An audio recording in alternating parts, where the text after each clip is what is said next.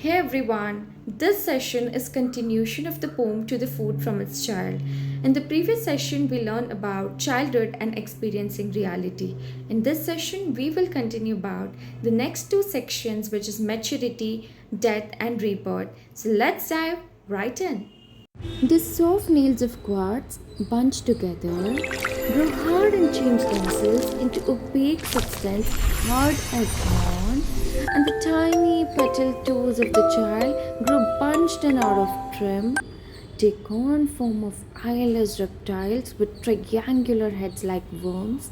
Later they grow calyuses and are covered with the faint volcanoes of death, a coarsening hard to accept. But this blind thing walks without respite, never stopping. For hour after hour, the one food the other, now the man, now the woman's, up above, down below, through fields, mines, markets, and ministries, backwards for a field, inward, forward. This food toils in its shoes, scarcely taking time to bury itself in love or sleep. It walks, they walk, until the whole man chooses to stop. It never knew it had ceased to be food, or if they were burning it so that it could fly underground, unaware for their everything was stirring. So now that we've heard this beautiful poem, let's dive into the explanation part of it. So last para I'll be covering in the last part of this explanation. So let's start. These soft nails of quartz bunched together grew hard and changed themselves into opaque substance hard as horn. What does the poet mean by these lines? So the poet is meaning to tell that as a child we had such soft nails, right? We were so intricate, we were so soft, pure and flexible. But as we grew as an adult, the struggles, the expectations from people, the throwback that life gives us make us so hard as horn. And hence he uses this word hard as horn. Because now we are becoming very harsh to ourselves. Harsh because of the harsh push the life gives us. Now, similar to that contrast, he uses the word tiny petal toes of the child grow bunched and out of trim, take form of eyeless reptiles with triangular heads like worms. So what does this mean? Now, in the similar contrast, now the child, when you see a baby's food, it is so delicate, intricate, beautiful, right? Such a lovely feet of a child, independent, expressive feet. But what happens as an adult? It gets caged. How, the beauty of nature or the body itself is defining, how our soul also fades over time.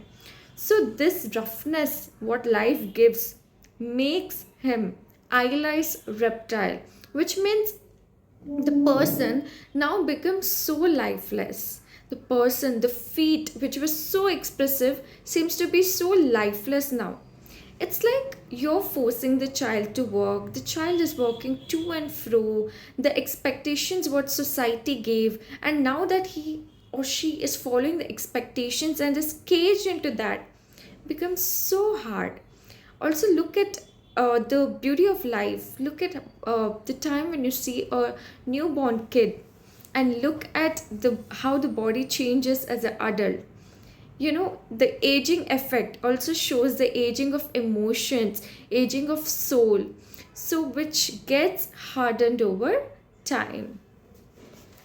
And then we have the lines which says, later they grow collused and are covered with faint volcanoes of death, a coarsening hard to accept. So this is a very strong metaphor. What do you mean by volcanoes of death? Just like how volcanoes erupt, there's a lot of decay inside you. The decay and death and the thing of the fire which is warming out inside you is now exploding. And it's very hard to accept physically and emotionally how you are taking over the aging effect and coming close, just like volcanoes of death. But this blind thing walks without respite, never stopping, for hour after hour, neither man's nor the woman's, up, above, down, below, through fields, mines, markets, and ministries, backward, forward, until the whole man chooses to stop. So the poet is trying to say that why does he say that the blind thing walks? Because we as a human, we are walking blindly, monotonously to the routine of the life. What does the word backward, inward, forward mean? Means we are coming to and fro from home to workplace, workplace to home, through fields, mines, markets, and ministries. So we are walking in the fields as laborers, or in mines as miners, in markets and in ministries. We are not the power of authority. We are working, we are struggling, we are walking under someone. So to and fro in a life, we keep on walking monotonously like a blind man, because to live a life we have to work, we have no other go, and we are not the power, we are not the government itself, we are working under them, right? And thus one day, so he's telling till when, one day till the man himself stops. One day when you yourself stop, till that you're working hopelessly like a machine. In the process of this, you forget the beautiful cherishment of life. You forget the peacefulness of sleep. You forget the beauty of love. You're forgoing everything, and you're continuing in this rat race of life. Underground, unaware for that everything was dark. Means till your death, underground, till when you're buried, you keep on repeating this process. It never knew it has ceased to be a food, or if they were burying it so that it could fly, or so that it could become an apple. Now the food is dead, it is buried, but still it's unaware that it's died. Now it's wondering whether it has ceased to be a food. It doesn't even know that it's died, it's buried. And now also he thinks that, is he free? Because now he's said to be free, because now that he's died, his soul is free, his soul can fly. You're not dying, you're again becoming an other entity, an other living. Or so that's why he uses the word burying it so that it could fly. Means again, your soul is free now. Your soul is free from the body. Or so that it could become an apple. Means you're going and becoming the part of the earth. And what, who knows that it is turning out to be again a tree, an apple on the tree. So now I would take a little of your time to summarize the things. So I have written the summary in this form. So the whole poem in 10 pointers. You can do so, which is very good enough for you to go before exam. I will not share this notes as well. I'm dictating or telling the summary. You can point only the headers, because everything else, the story, poem, everything is with you. So when you do that, it inherits into your memory, and always writing it by yourself in your own words makes things more meaningful. So let's start with it. So first stage is childhood stage, where a child thinks that the child can be a butterfly or an apple bulging on the tree. But next stage, in the second stage, which is experiencing reality, a reality hits the child that it's not possible. Streets, ladder, glass, what does all these metaphors mean? It means that it teaches a child, it experiences a harsh reality of life, that no, life is not that way. It's not that you can become an apple out of your imagination. You have to work hard, you have to work to and fro. Then when you accept the reality, you're confined into a shoe like a prisoner. What? Because food is resembling a child, right? Like how inside a shoe a foot is confined, in the same way foot is child and shoe is a prison. So now you're confined in that prison. Whatever society is telling you, what everyone are expecting from you, what everyone is teaching you, you hear to that, you see that, you learn that, and you start walking in that path like a blind man. Then the poet in next stage tells about maturity. In maturity, what happens? You have this soft nails which is turned into hard horns. So this means how soft, intricate is your nails, how soft, delicate toes becomes hard because you become lifeless like an eyeless reptile. You keep on walking.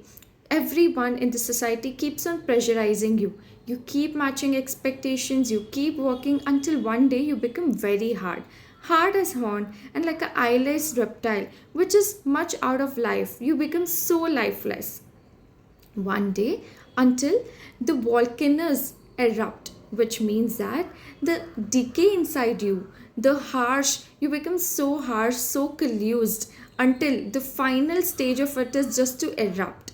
It is so decayed inside you. Later, what happens is you are slowly experiencing death. So everything gets descended. So what happens is you have lost a major part of your life. Also, you have lost the beauty what life has given you, the peacefulness of sleep, the peacefulness, the beauty of love. And now you have come to the death stage where everything is dark. You don't even know that you're about to stop. You kept on repeating these circles of life until the death called you. And now, when you have ceased to be a foot, you're buried. Now you're not even aware that you are buried. Now it is talking about rebirth. It is thinking whether it is able to fly or become an apple again, which means that flight means freedom. As now that death has occurred to you, your soul separates from your body, which is a toning towards freedom. And becoming an apple means you are again inheriting and becoming a part of earth, and you are again becoming a living who knows that it is an apple bulging on the tree. So the poet concludes by telling that the food doesn't know that he would fly or would become an apple. So the food is unaware that he will fly or he will become an apple. Really, it is a very beautiful and touching poem. Go through it twice or thrice until it fits to your memory. Also, always use a mix of explanation, and when you hear the poem again and again in the starting part with video, so that is because the visualization and hearing it again and again can help you memorize the poem. And you can use a textbook language, and you can mix this explanation with that and be good enough to write the answers in your exam. So thank you everyone. Have a good day. Meet you all until the next session. Bye bye.